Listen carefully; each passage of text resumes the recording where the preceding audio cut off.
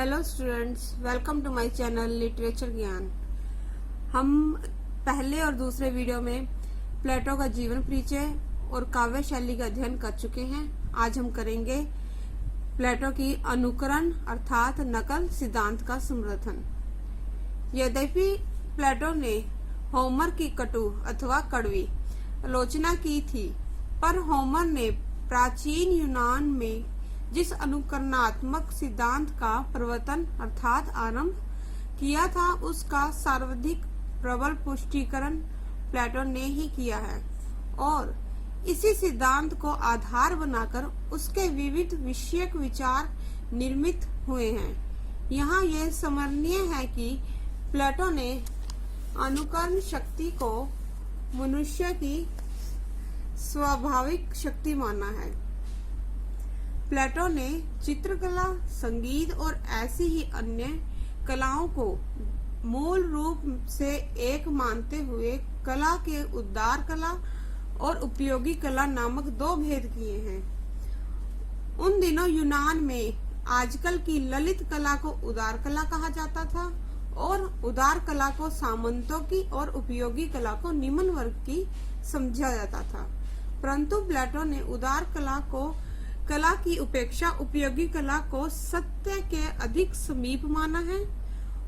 इसने अधिक मात्रा में किए अनुकरण को कमजोरी का चिन्ह मानते हुए उसे मानव चरित्र और मानव व्यक्तित्व को अवनति अर्थात नीचे की ओर ले जाने वाला बतलाया है तथा कला में ऊर्जिशीवता अर्थात ऊंचा उठाना लाने का प्रयत्न करने के लिए कहा है।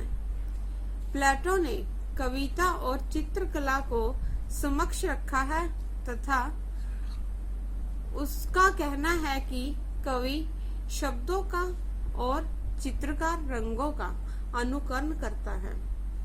कवि और चित्रकार दोनों ही यथार्थ वस्तुओं का चित्रण नहीं करते, क्योंकि यथार्थ वस्तु तो शिल्पी की बनाई हुई है तथा दोनों शिल्पी की बनाई हुई वस्तुओं की नकल करते हैं।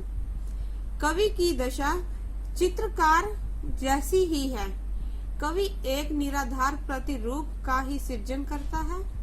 वह यथार्थ के स्थान पर अयथार्थ का चित्रण करना केवल भ्रम के जगत में निवास करता है, बल्कि पाठकों को भी बहकावे में डालता है। इस प्रकार प्लेटो के कथन अनुसार काव्य प्रकृति का अनुकरण है और प्रकृति सत्य का अनुकरण है तथा हम वास्तविकता में जो कुछ देखते हैं कला